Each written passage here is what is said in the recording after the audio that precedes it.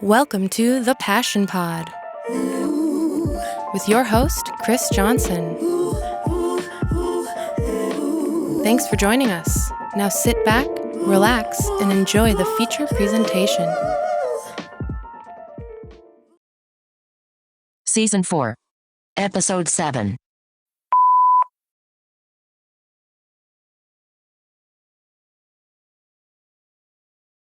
Welcome back, friends, for our coldest episode so far. This week, we drove out to the Minneapolis area to hang out with a professional snowboarder from the Midwest to talk snowboarding, entrepreneurship, and whatever else comes up. Welcome, owner of Public Snowboards and avid skateboarder, Joe Sexton. Thank you. Thanks for having me, or thanks for coming down. Yeah, thank you for having me. We're sitting at your kitchen table. This is tight. Yeah, this is tight. I'm stoked you guys came. I was like, no idea what to expect, and I'm like, where are we going to do this? But yeah, we're just at my kitchen table, so yeah, I mean, this is perfect. This is how all the bros hang out. We got bubblies to sip on and all that. So give us a summary of who you are and what you do. My name is Joe Sexton. I am a professional snowboarder, and I also am the owner of Public Snowboards. And I was the owner of 1817, which is an apparel brand that we had. And yeah, I run those two, and Public's my main focus, and being a pro snowboarder and just trying to navigate that. How was this season with COVID? Did you actually travel much to do some filming and stuff? We did last year a bit. I mean, everything kind of hit at the end of the season, so it shut off at like in March or something like that. And I was actually in Mammoth for a trip, and it was like signs posted like we're closing the mountain. It felt like a movie. Like it felt like one of those zombie movies where it's like everyone's got to get out. So it was pretty crazy. Like to go from everyone being like excited about filming to just like it stopping. But it was going good up until then, and I focused on a lot of trade shows and stuff for the brand, and then I was filming, and it was kind of like usually try to get some stuff towards the end of the year, and it just like closed down. So we were like, yeah, I mean, it was weird for everybody. I was in Florida last February, and it was really strange. So I was in Peru in January, and this girl that I met down there, she does like translating and stuff, and she works for a Chinese company. Well, she was texting me when I was in Florida, and she's like, yeah, we got to order all these masks for this coronavirus. And I'm like, what are you talking about? Yeah. I thought she was talking about the beer, because like that's the beer that I was drinking down there. I made a joke when I saw it on the news, like that's what happens when you drink too many Coronas, like ha ha. And then it became this giant like thing. I couldn't believe it, because usually you see those weird scares on the news quick, and you're like, oh, another scare thing. This one won't be anything. And then it was definitely something. But yeah, I thought the same thing, like coronavirus. Yeah, it was weird. So, I mean, I watched it like progress. And I was like, dude, I got to get back to Wisconsin before they shut stuff down. So then I came back at the end of February. I opened my shop for the year, and I opened it for 3 weeks, I think, before all of a sudden it was shut down. And then we were all trying to figure out what to do. Because they made you shut it down. I had to, yeah. I mean, some shops like shut down 2-3 days in advance because they knew it was coming. But it was like, I don't know. I just sat there until I, saw the news story. Yeah, it's the craziest human experiment ever. I mean, just to like, this is stuff that you joke about, and the fact that it's happening, it's really interesting to be living in this time when this is all going on. Yeah, looking back on that and all the social things, like in general, America has become a really wild place in recent years. It has, and it kind of happened quick. It was just like one thing happened and another thing happened, and then people just kind of like went, Oh, I really think so. It's an interesting thing about how much we need to like socialize and be around people and like interact, because I think if you don't, you're just stuck with like yourself, and it's a scary place kind of. So yeah, well, that's that weird balance, right? Like everyone is concerned about catching the virus, which we obviously are, of course. Like that's something we don't want to do.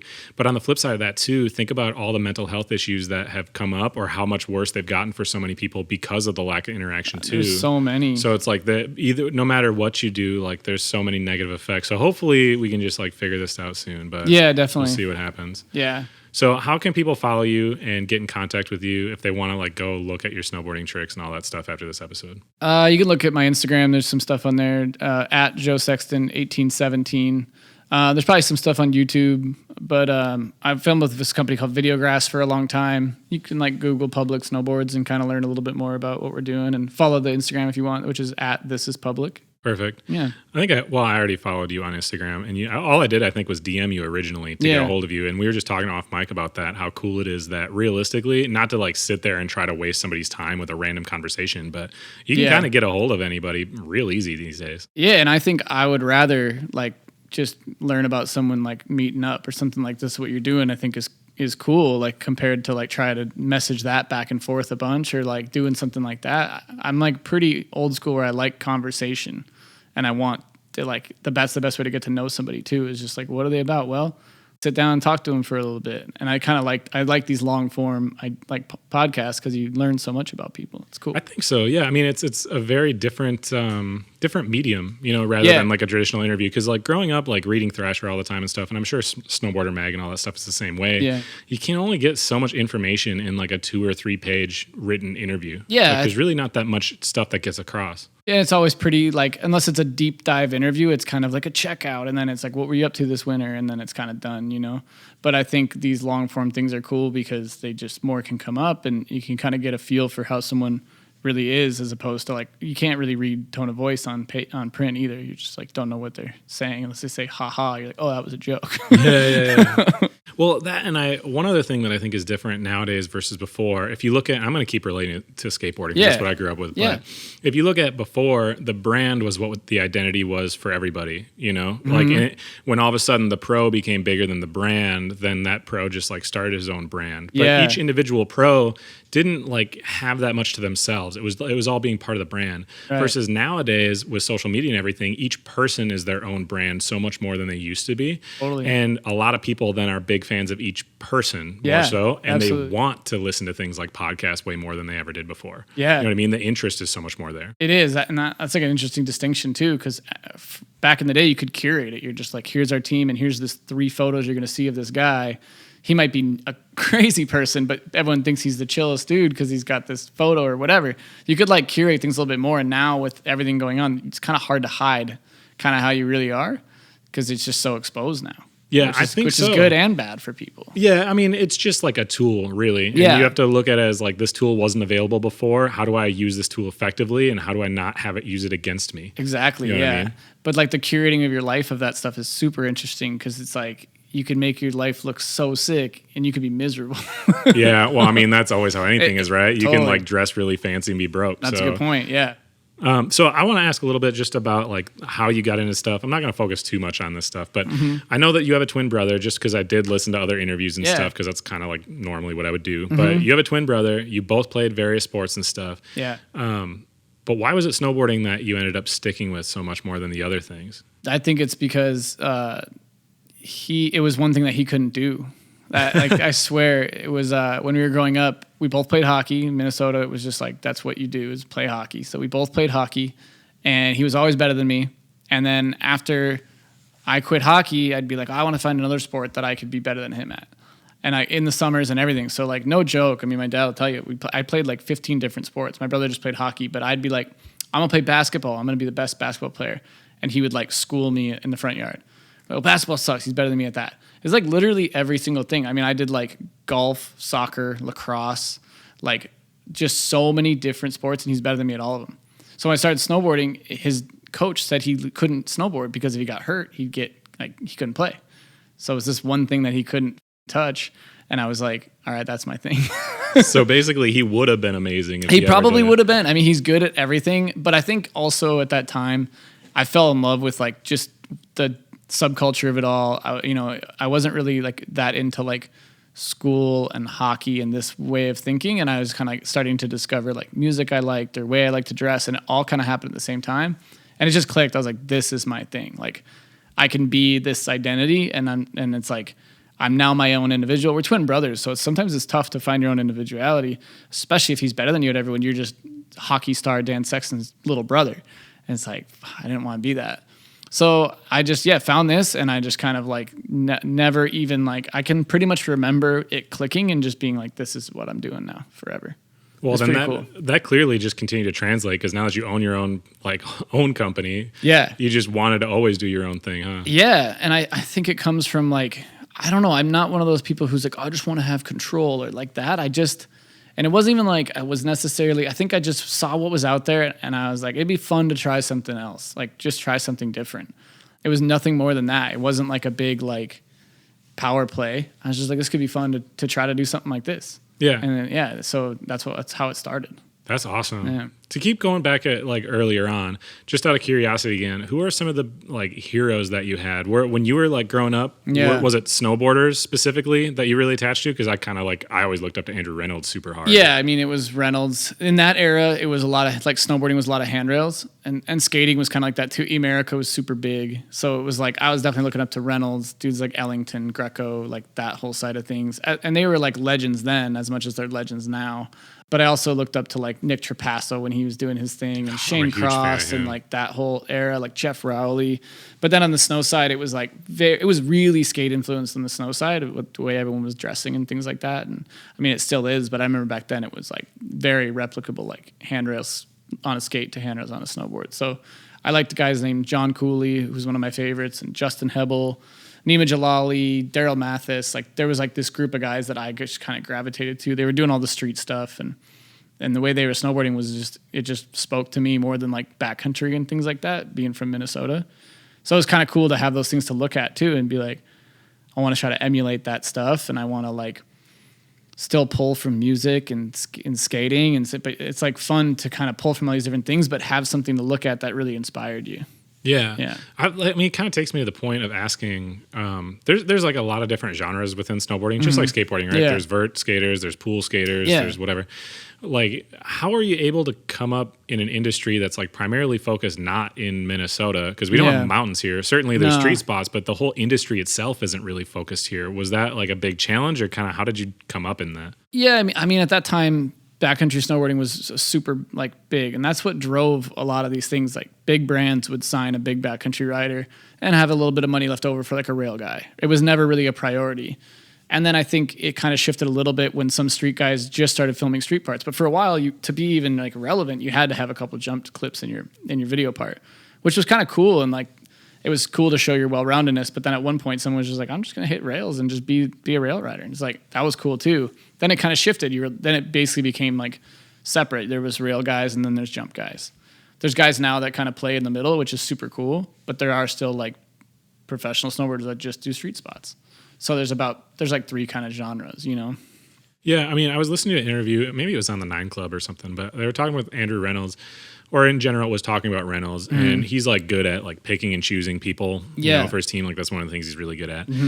But he was talking to Neen Williams one time about the whole heel flip thing, about how like, dude, you should just embrace the fact that you're this heel flip dude. Yeah. And I really think that's where it's gotten now. And that's kind of where it should have been in the first place. Because if you look at music, you don't care if a rapper can also sing and also play a violin or whatever. It doesn't really matter. You like him for one specific type of thing he's doing. So it makes sense for you to own in on something more unique about yourself rather than worrying about, well, if I'm like focusing on rails and I love doing rails, I need to go get a backcountry booter out in my part. Like, why? And my old team manager at the time too was like, we're not going to celebrate mediocrity at that. Like you're good at street stuff, or when I was trying to do that. But if I went and did like something that I thought was good for me, but wasn't industry standard in the backcountry, they're like, we're not going to like celebrate that. So you got to that was kind of the thing, is pick one. You're right. It was like all these great street clips, and then you have a couple like soggy backcountry clips, and it's just like, what does that help, right? You could have just had a couple more really good rail clips. Yeah, have more good rail clips, and then go backcountry because it's fun. Yeah, exactly. That's about it. Yeah, right? Yeah, exactly. So that was interesting when I remember him saying that. He's like, we're not gonna like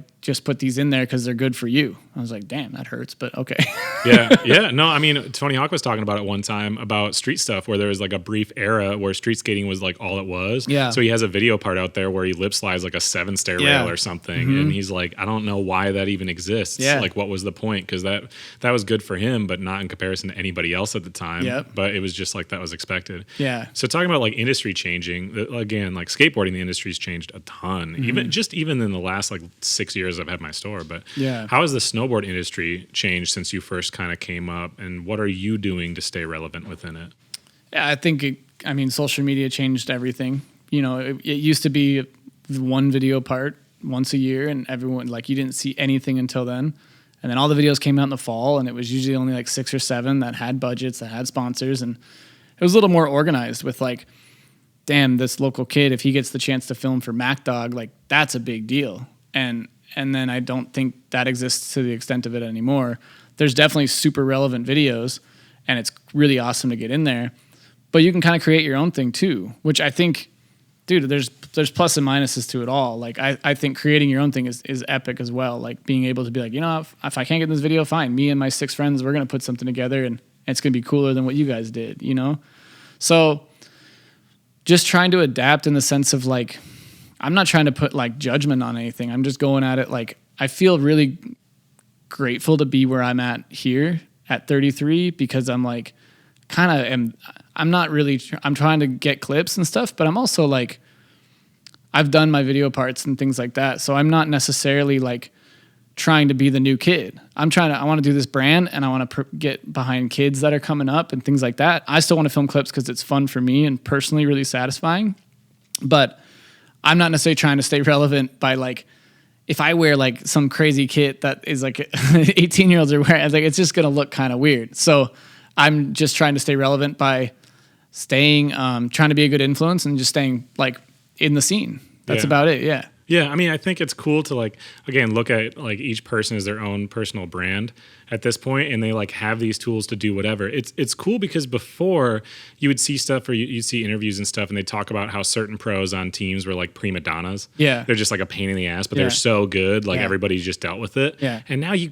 can't really do that anymore. You can't really do that anymore. Yeah. Cause it kind of like puts a little bit of entrepreneurship like on everybody to like take ownership of their own personal brand if they want to be successful. 100%. And from a brand perspective, it sucks to say, but you're almost like, you are your own brand. How are you promoting almost us now? Which is like, I would have never said that, but being on this side of the table, it's like, I see it why sponsors would maybe get upset. Like, we pay you money. You do like, can you post something about us once in a while? And I'm like, fuck. Like, it sucks to realize that because I've been guilty of that too.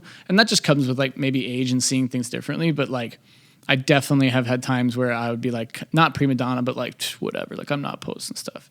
And now as a brand, I'm like that. When people post stuff unsolicited, I'm like, oh, it feels good. Like, they're down. Like, that's pretty cool.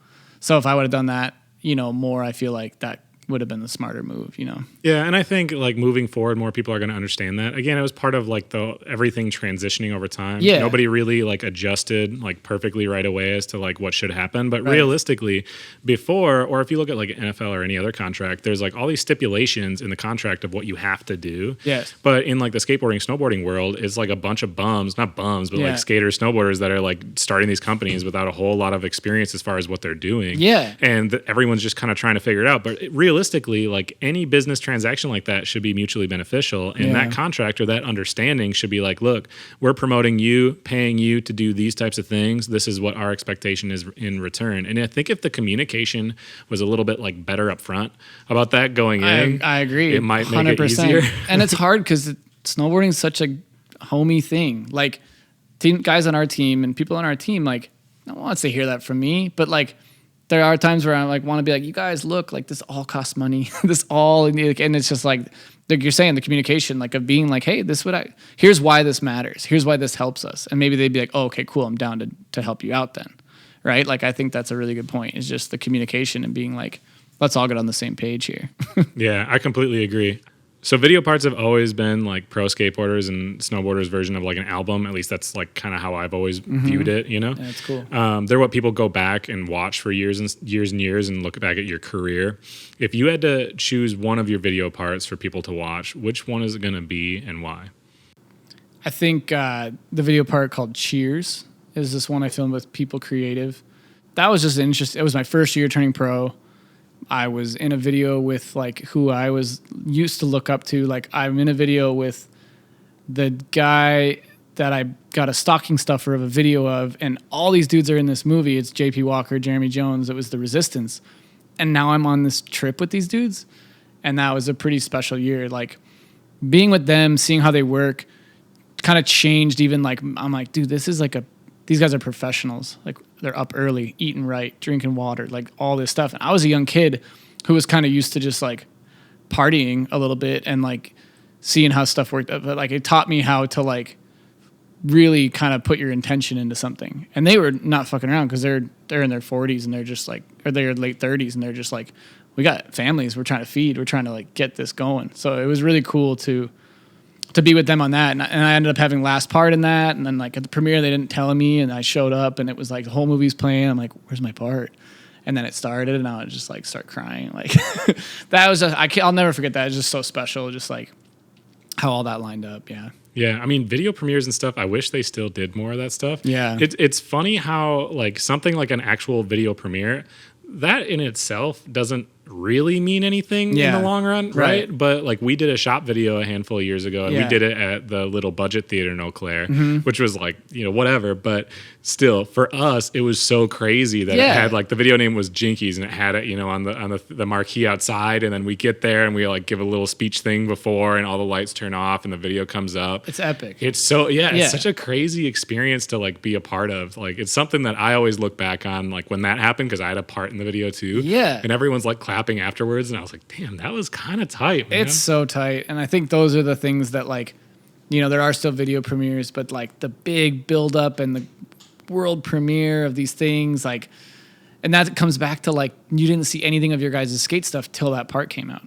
So maybe we heard about what Chris might have done, but then I saw it and he actually did it so good. And it's like, that's kind of the cool thing about how it all looks without seeing it before, right? Now with, you know, Instagram, you know what spot they're at, you know what trips they went on, like you have an idea, you've heard tons of stuff, you've seen B-roll, you just see more. So it obviously still means a lot, but it's like, it doesn't have that like out of nowhere impression. Like I remember going to video premieres of older dudes' parts and they knew tricks that you never even knew you could do on a snowboard. And you see it on this big screen for the first time. You're like, that's incredible. Yeah. Like, crazy. I mean, I remember watching Fully Flared for the first time. I don't know how you felt when that came out, but I got that DVD. It felt like it was changing things. You were just like, oh my, like skating is not what I thought it was. Like all these different things. Like that was like all the royal family section with all those European guys. And it was just, they're all doing the craziest stuff. And you're just like, or that Mike Mo part and oh my god, the whole thing at the time was when like full length skateboard videos, like that was one of the last really relevant ones. It was, And when that came out, I remember I got the DVD and it was a snowstorm that day because it came out in like November or something. And I specifically remember my dad had just bought this 65-inch screen TV. I was like 17 or something at the time because I'm a few years younger than you. And I remember putting it in the DVD. I had a whole thing of popcorn. I turned off all the lights and I like sat in the recliner and watched that whole thing just the whole time. Like, whoa. But it's because like, it's that delayed gratification. Like when you actually have to wait for something, it's like that much sweeter when you actually get to see it. I know. And you probably went out and actually bought a DVD and now you're invested because you spent money on it. So you want to watch it. Like there's just so many different things where if you get it for free, you don't have to like it, or you don't have, it doesn't matter. It doesn't mean as much. But if you like drove to the shop in a snowstorm and they had one copy left and you felt like, and you went home and bought it, means like that's what you remember from it all, you know? Yeah. Yeah, absolutely. I think it's like, it's cool and it's important to be able to adjust with the times. Yeah. But I also think that it's really awesome that people that are really core in the industry, like still younger dudes, some of them are like that too, but they remember and they know how special those things are. Yeah. So it's really cool when you see people still doing full lengths, knowing that people don't care as much, but like the really important people still care. Yeah. So it's cool that people still put the effort into that stuff. For sure. I mean, Videographs is what I filmed for with Justin Meyer, and he's just like knowingly, he's just like, it's so hard to raise money. It's so that, but we want to do a video, and it's just like, because he's like, I've been doing this too long. Like, you're not going to change your whole thing. Like, he just wants to keep doing videos, and parts are the way to like measure where you're at with the year. Like, it's such like a visual report card of like what you did that year.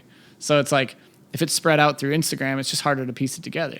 Yeah. But you see this 3-minute section with a 6 song and you're just like, it just means a lot, you know? Yeah. Well, and I think that comes back to, again, like personal brand being a part of it too, because before, like each individual rider didn't have nearly as much like attention to just them. So they couldn't just put out a single video part of their project.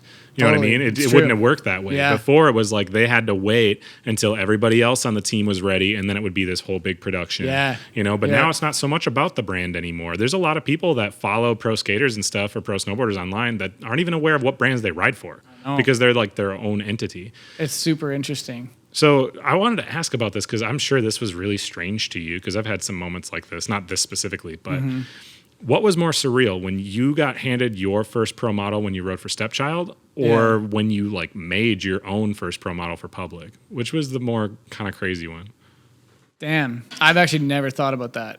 I would say, I think initial just freak was like my name on a board from somebody else, because it was like, you're a kid, like that's the goal with everything. It's just like pro models to me, and what that what the culture around it is just was like everything to me. Cause I actually got asked to turn pro, I think it was 2 years before I did. And they were just like, we're going to throw your name on the pro team. And I was like, wait, no, like it's supposed to have a board. And like, I want people to ask for it. I don't want this to be just like, you're just pro now. I wanted it to mean something. So I actually said no to 32 was the one that wanted to do it.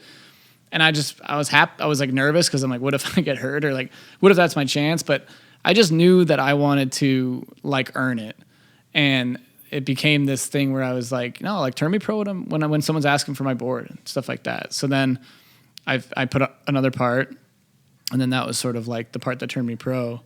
So in a way, you're just like, you're kind of like, it's surreal because you're sort of like, what does this mean? Like, and then I don't know. Because putting my name on a board, it was like I had the brand and I'm still a snowboarder. So I'm like, I'm going to put my name on a board. But it was a little bit more just like, it didn't feel as cool because, yeah, it's my brand. I think it felt cool to be recognized from somebody else that you're valuable enough to have your name on a board. Well, it must have been really strange, right? Because when you had just gone pro not long before that video part dropped, or was it after? It was that Cheers one you're saying? Yeah. That was like the year I had turned pro. Right. So this is what's cool, though, is if you do things the right way, that was a little out of your control when it happened. But brands that are smart is they focus on these people, and then it's like a whole marketing campaign to push and promote this person for all this stuff that they accomplish, which makes it so special that all these people are behind you. Exactly. And Stepchild was the one who wanted, like, we're like also like, I was like, they want 32 wants to turn me pro, and they're like, no, wait, like, let's do it right. And so they actually had an ad where I'm like all bummed at the bottom rail, and it's like, Joe Sexton is still am. And it got kids kind of being like, oh, he should be pro. And now you see that whole like turn this guy pro, where like now the community has a say in it, and it kind of forces the company's hand. And I think that's kind of cool. Like that shows the demand. And there's like this like, yeah, that guy should be pro. But when you turn pro and there's maybe not a demand, it's like it has to be a special moment where it's like the guy's like in his prime and the time to do something like that. You know, I think that is the coolest thing because that moment only happens once. Oh, absolutely. Yeah. So I'm guessing maybe that's it. But I'm wondering, what's your proudest moment of your career so far? Was it going pro? Was it starting your brand? Or was there like a specific moment in time that you're like looking at it like, damn, this is cool that I did this? I think the whole thing. I think like maybe when I realized I could make enough money to just snowboard, that was crazy because it's like you work some other jobs and, you know, I'm looking at my brother and a hockey player and like it's the truest measure of like your parents being like, oh, this is something, because they always want you to be like stable and, oh, this is a little thing, but you're gonna have to get a job someday. And then when you start like doing pretty good, it's like a cool thing to be like, look what I did with like out of this passion, you know. It's a pretty cool feeling. So that was like the first thing that popped in. But then like starting this brand, just cool moments of just like being at a table with Nick and Josh and like at a trade show and like kind of feel like having a good trade show, people being like psyched on the brand and us just looking at each other like, this is so cool. Like we built this, and that's huge. And then some certain rail tricks, like tricks that I've done that took forever, and like they all have a special meaning, but I think those ones stick out as far as like ones you're going to remember are just kind of those big, like pivotal ones. Yeah. I think we keep coming back to technology, or at least I keep coming back to it anyways. But I think it's really cool that like with your career or like people that were in this time frame, how much coverage there was through that to actually be able to look back on, right? Because if you think of people 20 years ago, their career, not every major trick they had was on film. Yeah. They can't look back at every ad that they had. Really those things didn't happen. Yeah. But nowadays, like... And they were cataloged. You can go in like 2008, you can just watch that part. Right. Instead of like, oh, it's all spread out. It's like, no, you can watch This Video Sucks by them. And that was I know where I was in that age. And it is pretty cool to have that. And like we had talked, Justin made this movie called The Last Ones by Videograss, because he was kind of looking at it like, these are the last ones of going to be who were in both eras. Because the brand new kid is just like, they just don't have that to like remember or to like reference. They're just like, no, I filmed that part, and yeah, you saw it on Vimeo. It was my buddy's, you know, and you're like, yeah, but these guys like a JP or someone, they can have a catalog of like hard copy DVD. You can go watch their part. Yeah, and how sick is that going to be for their kids or their grandkids or whatever years later to be able to look at that stuff, or even themselves, you know, when they're bummed when they turn 50 and they're like, damn. Totally. But then they can go back and look at that stuff and be like, that ride was cool. Yeah, definitely. So business owners, like we're both business owners. We're constantly like learning stuff because the industry changes all the time, obviously. But in general, we're growing along our entrepreneurship path. Right. One thing I always talk to people about is like you can't really just go to school to be a business owner because all the stuff that's in a school for like even business classes, it's all outdated and like it's like generalized, and every industry is totally different. I agree. Like people like us, we're always changing, like and learning different things. What are some of the obstacles that you've been working through lately with your projects? Maybe, well, like working through, what do you mean working through? So, I mean, like obviously COVID's like a big one that we have to work through right now, or like the e-commerce side for like core skate shops is really difficult for us to try to combat. What are some of the things that you've had to deal with that have come up that you're kind of like figuring out, not that you don't really know necessally how to handle, but you're kind of trying to figure out? Well, maybe not as much now, but I mean, just running a business in general, I literally thought like, it'll be easy. We'll make snowboards and we'll get them. Every shop's going to want them. Like, and then you're learning like, that's not how it is. Like you need a catalog. You need to talk about where your boards are from and why they're good and how to market them. And we love putting together a team. I guess I just thought the challenges come from like, you have this idea of what it's going to be like, and not everyone's going to like love what you're doing or be that like supportive of it too. So certain shop might just be like, I don't care that you guys think you're cool. Like we got enough boards on the wall, and we have to figure out how to navigate. Okay, well, what type of board don't you have, or something like that, right? So I think of that, and just learning like logistics, like how do we ship a crate of snowboards over here? Like everything just seemed easy when you watch other people do it. Like my old sponsor, it's like, well, they did it, and I just asked for boards and they'd have them. Like, so now being on this side of it, I realize how much work it is and how cool it is too that you just like can do this from like with no real experience. That's pretty cool. Yeah, well, and I think like it's funny because obviously you're just naive. You're like, well, if I'm good and people like me, I have a following, people are going to want to buy this. But what's really cool, in my opinion, is the people who came before you were probably in that same position, and then you all of a sudden have so much more respect for these people because you're like, damn, you had to figure out all this stuff too. Yeah. Now I really respect how like clean and how you had done everything for all this time. Like, damn, you are a way bigger badass than I realized. 100%, and that even goes back to like when I was a little shit kid thinking my sponsors were just like annoying. But like now I'm like, I want my team riders to do what they were asking me to do. It does take that little bit of like looking at the other side of it, which I'm grateful for. It's cool to realize that and almost be like, damn, they were like, how do they do catalogs and catalog shoots and team shoots and sales trips and all these different things? I'm like, dude, it's a way bigger undertaking than people think. We're small. These are big brands. And it's impressive that they can put it all together. Well, and again, coming from something like skateboarding or snowboarding, right? Because if they didn't come from being a pro or like heavily in the industry, riders wouldn't want to ride for them because they wouldn't care. They wouldn't be relevant. So you're taking people that didn't even probably go to college at all, for sure, who were just out, hucking themselves, just doing a physical thing of snowboarding, then all of a sudden becoming these business people and like doing it well. Like that's pretty impressive. It is impressive. And watching them like navigate the whole thing and being like good at what they're doing. Like Blue Montgomery, who's from Capita. He was just a kid from Wisconsin. I'm pretty sure, for sure Midwest. And he runs Capita now. And they're like one of the biggest brands in the world. Took 20 years and they've been like killing it. And it's like, he had no schooling and it's like, look at him now. He's just a boss. Like it's pretty cool.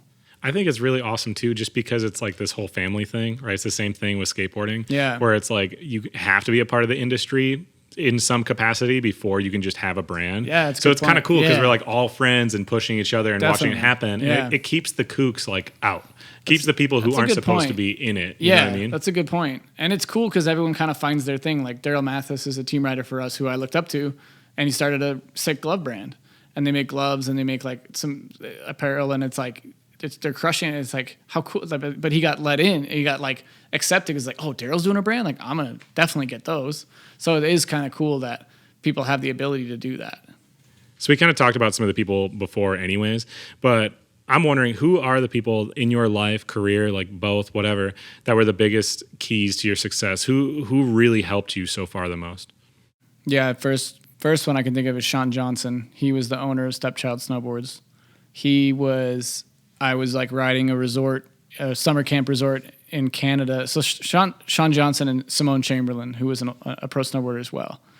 I was snowboarding for Nitro, like just flow, and riding at this. I rode for this company called Nomis, which was Simone backwards. It was his company. And Stepchild was like, they were pretty new, but they were kind of hot, new thing, small brand, and small shops like Stepchild's cool. And like, So we were riding with them, and they're like, "What are you doing with Nitro?" I'm like, "Oh, I don't know. I ride for Nitro. Do you want to ride for Stepchild?" I'm like, "I don't really even know what that means." I just had no clue what any of this stuff meant. But he was like, "Come over to the house, and we just like we'll meet you and see what's up." And I'm like, "All right, cool." And I remember from that, it's funny. They love to tell the story because they had it was veggie lasagna. And back then I had such a shitty diet. Like I just ate garbage, and I took all the veggies out and just ate the pasta. Oh. I was like, this is so good. And they looked, there's just like a pile of veggies there. But I love to tell that story because that was just like where I was at that point. They're just like a junk food and like just diet. But they gave me my first chance. Like he was the one that was like, we'll put you on and we'll like get you. Like they went through all the steps, which was cool. It was like, I actually got 2 offers at that time. One was to ride for K2. My friend Lance was running K2. And he said the magic words, "We want you to be the next John Cooley." And I was like, oh God, like my hero, like that's the coolest thing you could hear. So he's like, and I was like, well, what should I film for? And they're like, oh, like, I don't know. Like, I'm like, well, I want something to film for. And I remember they could get me in a project that was maybe just not what I was like feeling at the time. It was kind of like a smaller thing or whatever. And they weren't even excited about it. Like, we could maybe get you in this. I was like, all right. And then Sean was like, we'll put you on.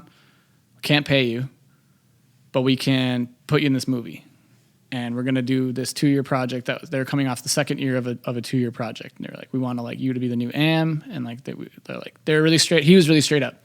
We don't have a plan money wise, but we want to give you an opportunity. Basically, like if you work hard and you film, you could maybe make money at this someday. So I had the really enjoyable conversation of telling my dad, who now I'm trying to convince that snowboarding could be a career. And I'm telling him why I'm riding for the company that's not paying me. So he knew both things, and he knew K2 was going to pay me money, and he's just like, you're crazy. Like, you're turning down like opportunity. I'm just like, I think this is a better opportunity. And for me, it was like the start of, that's when I filmed for this movie called Child Support.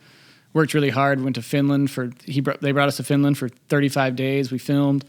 I ended up getting first part in that video. And then from there, it was kind of like, then more sponsors came and more opportunity. But it's hard to look at what could have happened, but K2 could have just fizzled. And that my friend who was the team manager ended up leaving a year later. So I could have just been kind of left in this thing, but I felt the right connection with Stepchild. And again, it goes back to what you're saying. Like these guys, I felt like I wanted to be with them because I felt like they cared about me. I felt like we could do something cool. And then, so that was pretty cool. So, I mean, that's a rant, but Sean Johnson's a big one. And then from there, like JP Walker was huge for me. Dude, there's countless. Anyone that's like been on a trip or done anything is part of, your career in a huge way.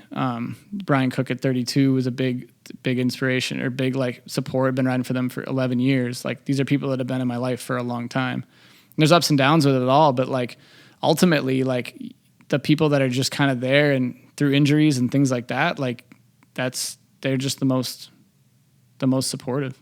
Yeah, I mean, that's what's cool is if you have an agreement with a company and it's not exclusively based off money, but there's relationship involved there. Yeah. They're the people who support you when things go south. When all of a sudden you have a personal thing that comes up, maybe it's an injury or whatever else, but when you're all of a sudden not positioned to produce for them as much as you could, and that doesn't like waver their confidence in you. You're just a name on a spreadsheet. And they're like, well, we got paying him, and right. Exactly. But when you ride for people that you care about, or in general, if you work with people that you care about, like it gives it a whole like different perspective. Everything's totally different, which is awesome. And even beyond that, like, I mean, first and foremost is still my parents, like to support me enough to like let me do this thing. Like they could have easily just kind of got in my head and like, but they were really supportive. My dad would drive me to Buck Hill, which is our resort here, and he'd just watch me snowboard, and I'd go 9 a.m., 9 at night for every day on the weekend, and that's just like hockey practice with my brother. They would do that with snowboarding. And I'm sure people in the neighborhood were like, what's he doing with that? And they were just like, whatever, that's what he wants to do. So that's pretty rad. So all those guys, and then now today, like I'm inspired by people that we work on with this brand, and dude, there's just so many people that I feel lucky to know and that have helped me out. Yeah, I mean, you can't do stuff on your own. No, like realistically, nothing's going to come of it. Like you kind of have to surround yourself by the best people. And what's cool is like if you genuinely care about them and you work hard, they're going to reciprocate. And then all of a sudden you have a huge posse of people that are all creating this massive thing rather than like the one small thing you can do by yourself. Exactly. And you need to, like you said it, like, you need all these moving parts, and people are good at other different things. Like I'm not good at art, but Josh is great. And like, but Josh doesn't necessarily know how to like talk to the factory about getting boards delivered or something like that. We all have like different strengths, right? So it's like, it's cool that we can each kind of like fill a piece of the puzzle. Oh, absolutely. Yeah. So differently, like on a different note, what's a fun fact about you that you've never publicly talked about? Because I do interviews with people all the time, and sometimes like they've had a bunch of interviews. I want to hear something that you can't find anywhere else. Fun fact? Like what's an example of a fun fact? I don't know, man. Like you hate veggies, so you took them out of your lasagna. Okay, I mean that was there. This one's like more embarrassing. I feel like I haven't gotten in depth, but I have a weird like OCD where it sounds, but like I'll think like if I open a bottle of water and I don't hear that click, even though I maybe have done it already, I'll think like, oh, this water's poisoned. Like somebody poisoned this water. That's pretty crazy. Kind of embarrassing to admit. But like just stuff like that. I don't know. There's always like little things like that. And then other fun facts. I don't know, man. I'm messed up. I mean, I can appreciate. What do you do then with that water bottle? Do you drink it, or are you so like freaked out you got to pour it out? I'll feel better if I pour it out and just buy a new one. That won't ruin my day. Oh my God. Okay. Well, hopefully this interview didn't ruin your day. We're getting towards the end of it. So what can we expect to see from you? If people start following you, hop on your Instagram, whatnot, what can we expect to see from you in the coming months, maybe years, projects you're working on, that kind of thing? I'm still filming. I got to film just a couple clips for this last project with Videograss. It's called Gutter Ball. It actually comes out Friday of this week, which is November. I think it comes out the 20th or something. Whatever that is. Yeah, November 20th. That was really cool. It was awesome to be a part of that. We'll have a little like public section in there, which is cool with some of our riders. And then, we'll just, now that it's winter, there's going to be a lot more stuff coming out. We'll just be posting clips and things like that, and then working towards another project for the next winter. You know what I want to see from you is I want to see you skate the vert ramp at that underpass. Damn. Are you going to start hopping on that? Because you skate all the time. When are you going to put the pads on and skate that? I'd have to be fully padded. I'd have to get those G forms. Yeah. No, I think I'd have to be like very padded. And I'd also tighten my trucks. Like I skate loose trucks. I think I would get hurt if I tried to drop in. I feel like I could do it, but it'd be so scary. Have you ever dropped in on the one at Third, that 10-foot one? What's the 10-foot one? They built a 10-foot vert ramp in Third now. Oh, no. A couple of years ago. No, I've dropped it on the bowl. I think that's maybe close to that. It's like 8.5 yeah, or 9 that's or something. that's my max. I don't know if I'm going ahead that. Well, that's something I want to see from you. Anyways. All right, I'll try. To get to storytelling, I mean, you told a bunch of stories already, so I don't know if you have any other ones, but you probably have a million of them. Can you share a specific story, like something specific that happened to you that you're really grateful for, but it only happened because you chose to do this whole thing with snowboarding instead of doing a regular job like everyone else?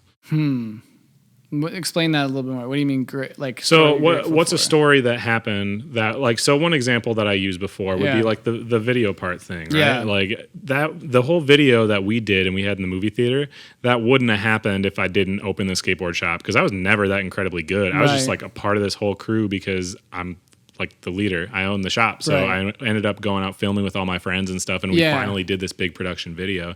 And being in the movie theater was like the coolest experience ever at the time. Yeah. So what's something like that? What's something that happened that's like most people wouldn't have been able to have that experience? Okay, yeah. Something popped into my head. I don't even know if this is along the lines of what you're saying, but this is a kind of a cool story to share. And it comes along with like even social media and that connection. But I one randomly got a message from a dad on the public Instagram. And usually it's like, you know, you read stuff but I think he's just started out with like, he was just trying to say thanks for some stuff. And it was really, we make a snowboard it was called the Public Therapy. And it says, I need therapy on it. And his kid, dude, I might get emotional, this is fucked. But his kid had the board on his wall. He's a hockey player and he kind of couldn't find his purpose. And he had a lot of anxiety and depression. And he was like, his dad was kind of trying to find out, you know, why. And he was playing hockey and not happy. And then his kid found snowboarding and found that board.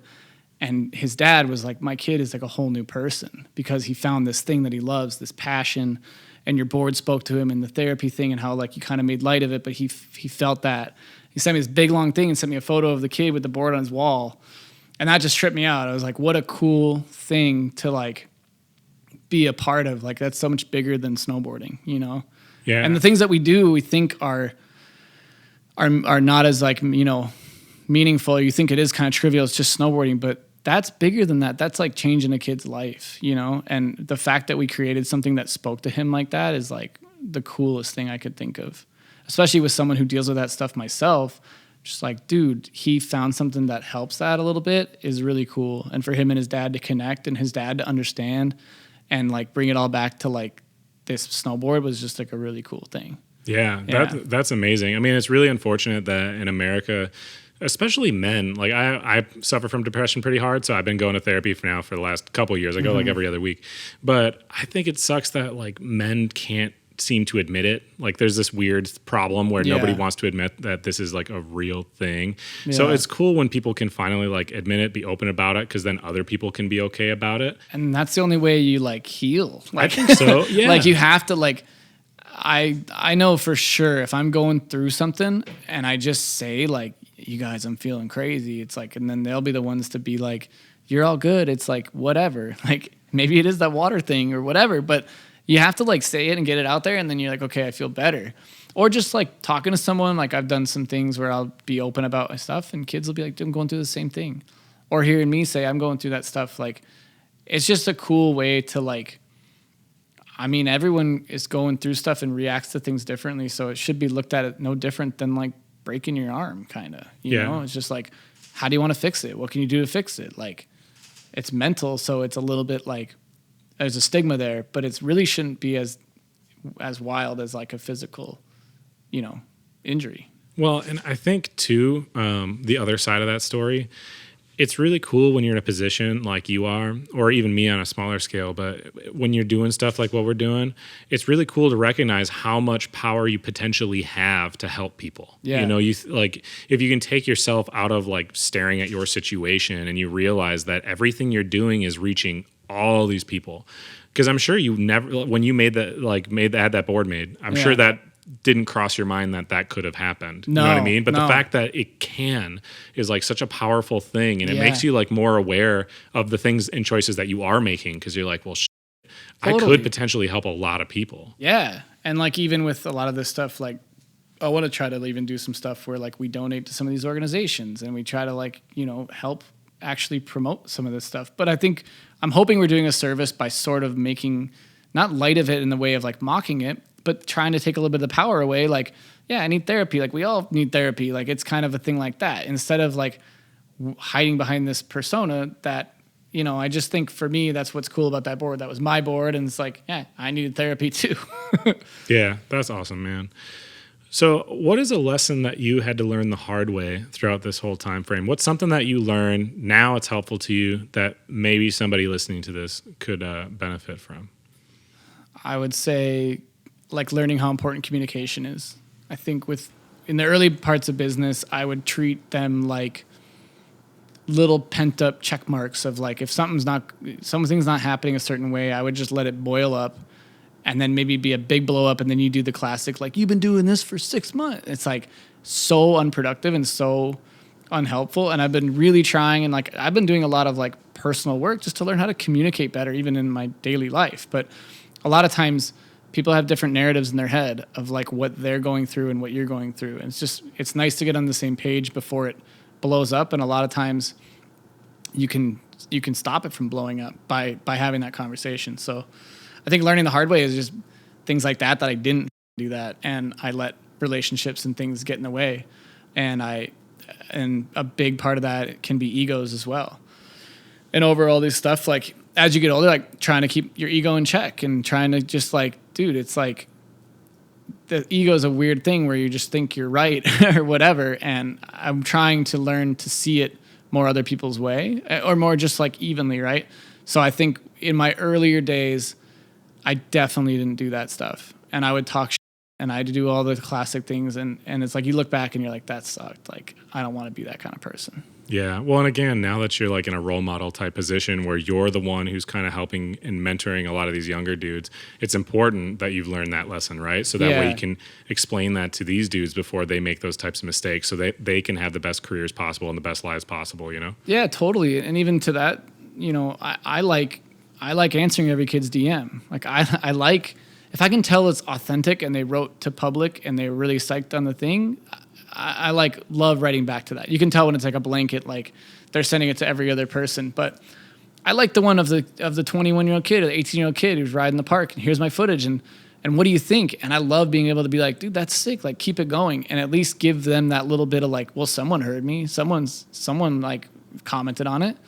I think sometimes people get a little wrapped up in like I don't have time for that, or like we're like, it's you're too cool. You're cool by not answering that stuff. And like, I don't think that's true. I think you're cool because who the f am I? Like, you know what I mean? I was the same way as that kid. So if me saying that to the kid gives him hope and he goes and does something awesome, then that's great. Right. You know? Well, I'm sure you had an experience like that when you were growing up where you met pros that either were met really a pros cool or not. And I'll never forget it. And I can think of the time and the place and how I felt, and it felt awful. And it's like he didn't owe me anything by being, he didn't have to be cool either, but just the way it came off. And dude, maybe that's a lesson. Like that was at like 14 or 15 years old. I'll never forget it.